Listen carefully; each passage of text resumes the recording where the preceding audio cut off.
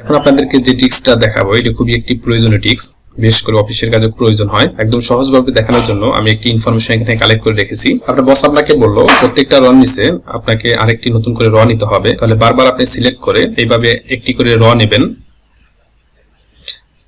আপনার ইনফরমেশন যদি অনেক বড় হয় তাহলে এইভাবে প্রত্যেকটি র নিতে আপনার বেশ সময় লাগবে।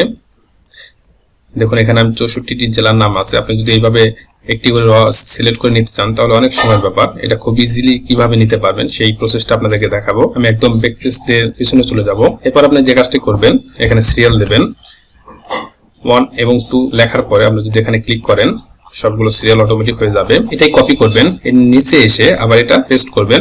এরপর আপনি যে কাজটা করবেন, এই কলামটা সিলেক্ট করবেন। এরপর ডাটা থেকে শর্ট স্মল টু লার্জ এটা সিলেক্ট করবেন।